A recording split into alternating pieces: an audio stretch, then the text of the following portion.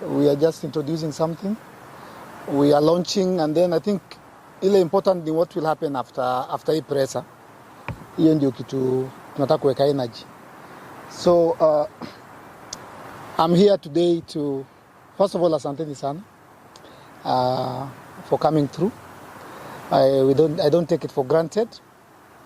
Asanteni sana sana sana. Sisi kama team, sisi kwa sisi, tunasema asante. So as nimesema, it's just a launch. It will take us less than 5 minutes. I'll take a few questions and then we are done. Sindio? So tuko hapa leo ku launch the referendum to reduce the number of counties in this country and elected officials. We are going to reduce the number of counties from 47 to 8. We are going to abolish nominated members of parliament, kama MPs, nominated MCAs, nominated senators. We are going to abolish the Senate in its entirety. We are going to abolish the position of women rep. Because we feel like, we don't feel like Kenya is overrepresented. Kenya iko na mtu mmoja, akona president, akona deputy president, akona governor, akona deputy governor, akona MP, akona senator, akona women rep, akona MCA. That's one Kenyan. That is the county. Upande wa national, akona regional commissioner, akona county commissioner, akona assistant county commissioner, akona chief, akona sub chief, akona village elder. So a single Kenyan is represented by 16 people doing more or less the same thing. Yeah, so basically that's it. We're going to go around the country collecting signatures. All we need is 1 million signatures. That should take us less than 2 weeks. Then constitutionally, we will start the referendum. And we want to, hatutaki tutumie pesa mingi. Hatutumia pesa mingi. Tukienda elections 2027, hapo ukipigia rais, ukipigia governor, unapigia referendum. So we don't want to waste taxpayers' money. When we are doing the elections, that's when we are abolishing the 47 counties. We are going to have 8 governors, like the former provinces. No senators. We do not need senators. It is very unfortunate because I am a very big supporter and defender and campaigner and mobilizer for women. But we must all agree that the current women rep have not done anything to support or to uplift women. So we have to abolish it as well. So we are going to do that. It starts immediately. From the moment I walk out of here, we're going to start the campaign. We'll visit all the 47 counties. And we have the energy. We have the time. We will look for the resources. So this is it. And it's the Constitution is chapter 7, which talks about the representation of the people. If you look at, let's look at America. We borrowed our Constitution, the 2010 Constitution, from America. America has almost 400 million citizens. For almost 400 million citizens, and they have 50 governors. Kenya has 53 million citizens, and we have 47 governors. The intention, the idea was to devolve services, but we ended up devolving corruption. So I repeat for the very last time. Na hakuna kitu, na ni Mungu. You know, sisi tunaoperate na Mungu. It is not our strength. It is not a war.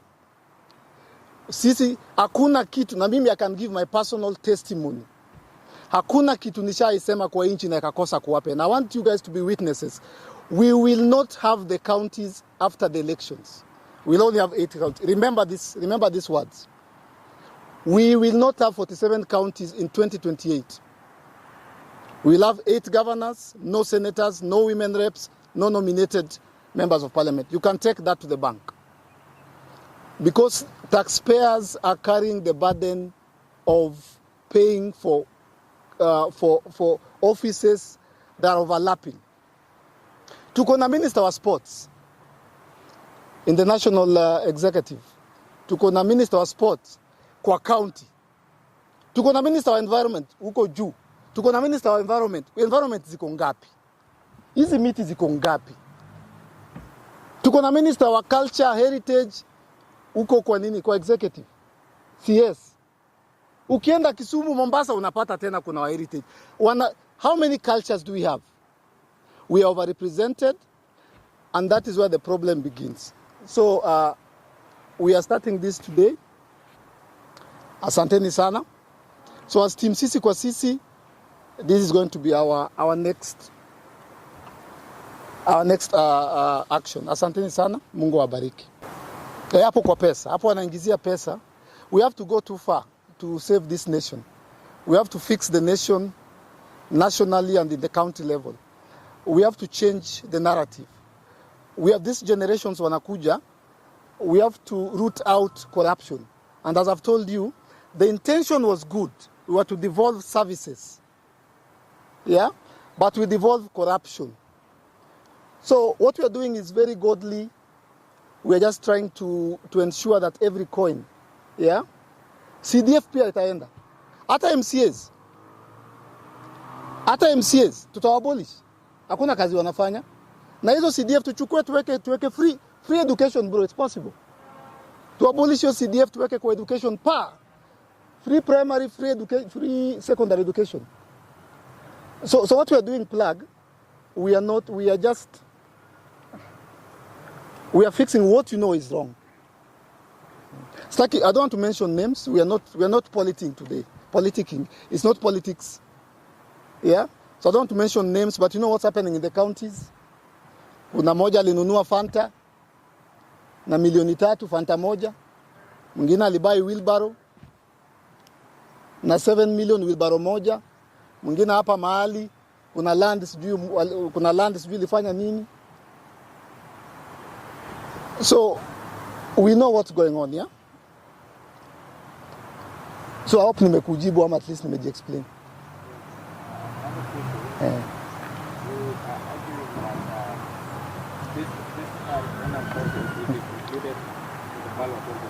Yes. And it means that when we be carrying out the 2027 elections, when we have all the current political positions that we have, yes, from the ballot 2027, yes, we're arguing that after 2028, then we will not be having the senators and all the seats we have. Yes. Yes. How is this process going to happen? Yet the election shall happen. You see, what we're trying to do is to reduce wastage at all costs. That is my personal suggestion as Eric Omondi. Of course, this is a constitutional and a legal affair. Na kuna reason sijakuja na watu. It's not a political press conference. It's a constitutional and legal press conference. Yeah, we have a team of lawyers. I suggested to them that the referendum should not further depreciate our economy. And that was my suggestion. They have their legal opinions, just the same thing we may raise, but that would be my suggestion. Yeah? Sasa kama wewe ni governor na unaona tunapeleka referendum na bado una run, we run tu, si pia tutarun hii side nyingine. Then the courts will decide after election nini inaendelea. Unaget. But I know the ideal position would be that we do the referendum before the elections. But it becomes very costly. But we are ready to go that way as well. Yeah? My name is Omondi.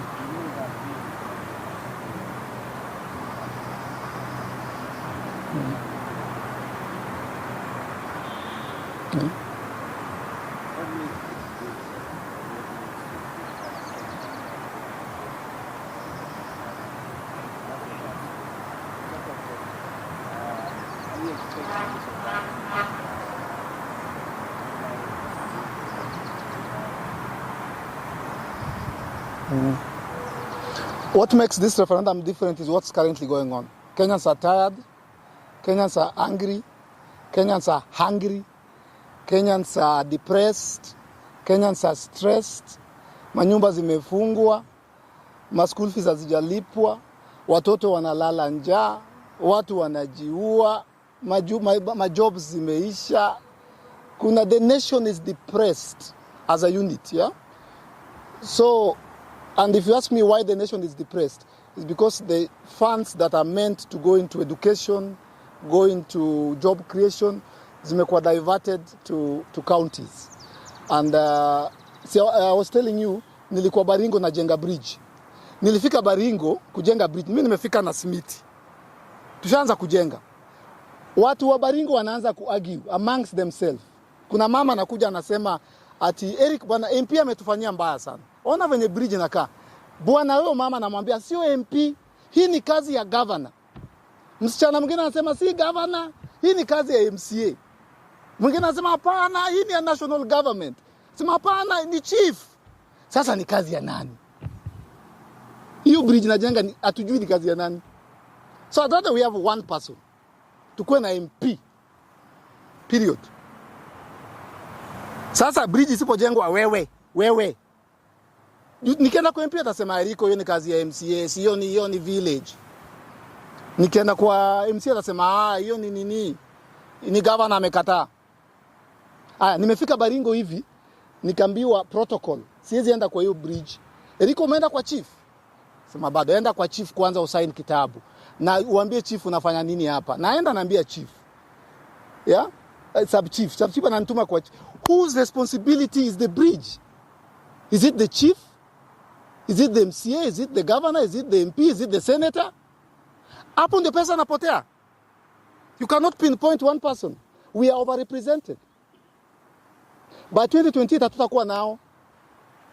Juzi nilikuwa nawaambia kulikuwa na pads, sanitary pads. Kwa hii 2024 bill tuliangusha.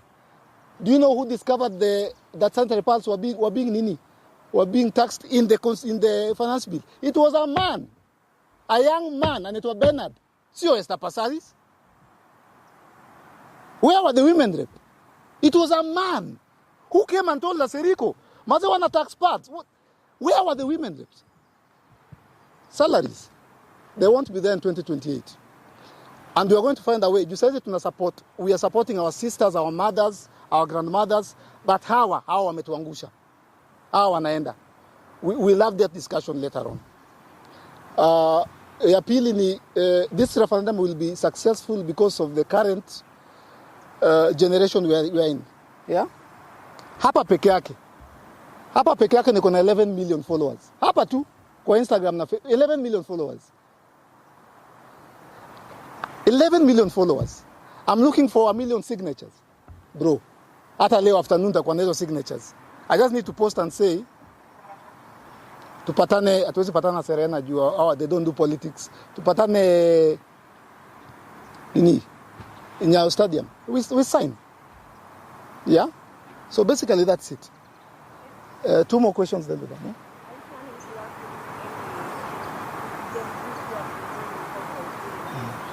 Yes. We're going to work with anyone who shares our stand. Yeah? Anyone. Wazee, vijana, anyone. Eric, okay. Of course, we're talking about the government and how they interact with different countries. But you see the president going around and launching projects, and he's doing that for the benefit of Kenyans, basic housing. Don't you feel maybe the president is lucky?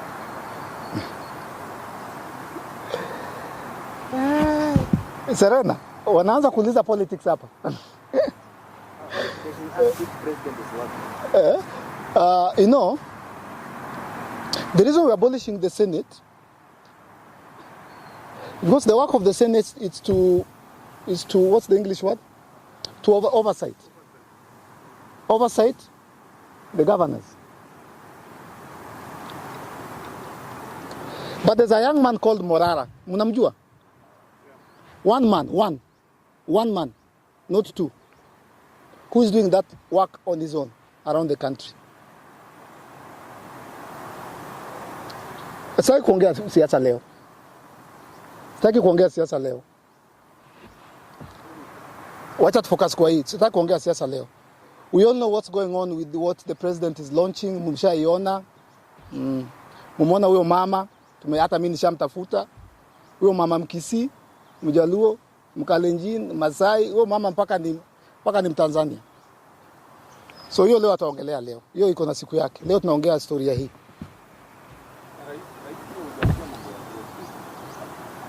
We don't need, the only thing we requested the president politely and kindly is to give us a lean government. The reason I'm seated here is because we need a lean county government, a lean central government. We need a lean, broad, that word broad, the word broad, coalition, concern, hizo vitu. It's a new generation. We need a lean government, a very lean government. Kuna vitu tuna mix. Sijui environment, agriculture. Let us zote mbili. Very lean. We should be having 9 CSs. 9 CSs. My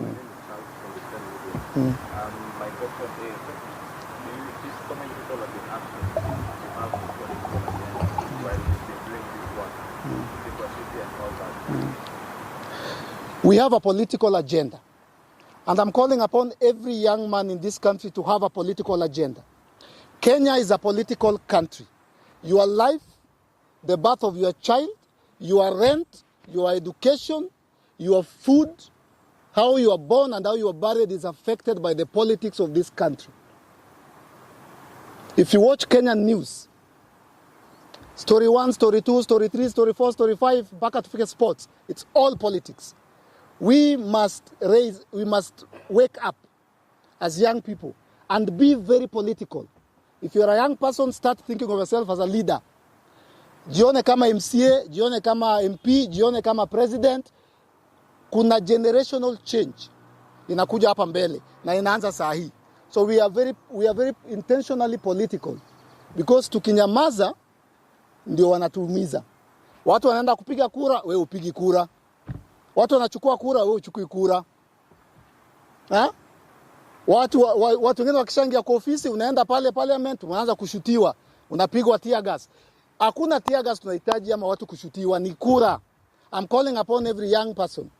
Hakikisha uko na ID na uko na kura, tupatane pale kwa nini. So you must be political. Everyone, you are madhe, fathe, toi, kuwa political. Yeah, so all of us must be political to save this country. Ya mwisho.